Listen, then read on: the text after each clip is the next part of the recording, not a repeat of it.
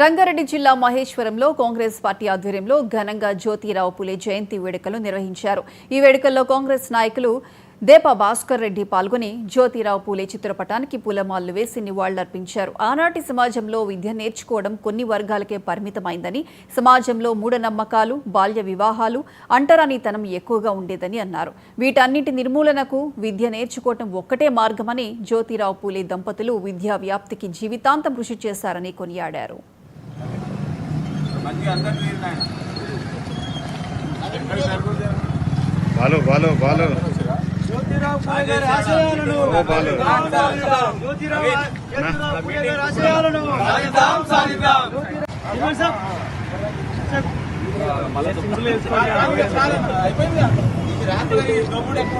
మరి జ్యోతిరావు పులే గురించి ఎంత చెప్పినా తక్కువనే.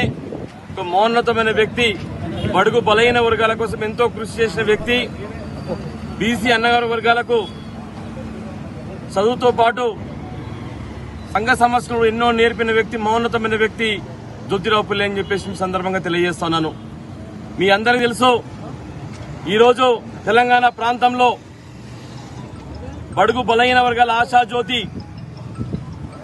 బాబాసాహెబ్ అంబేద్కర్ యొక్క ఆశయాలు, అదేవిధంగా మహాత్మా గాంధీ ఒక ఆశయాలు ప్రజల్లోకి తీసుకెళ్తున్నాం. ఈరోజు మరి నాడు మీ అందరికీ తెలుసు, భారతీయ జనతా పార్టీ ఎస్సీలను గానీ, బీసీలను గానీ, మైనార్టీలను గానీ దూరం పెట్టడానికి ఎంతో ప్రయత్నం చేస్తా ఉన్నది.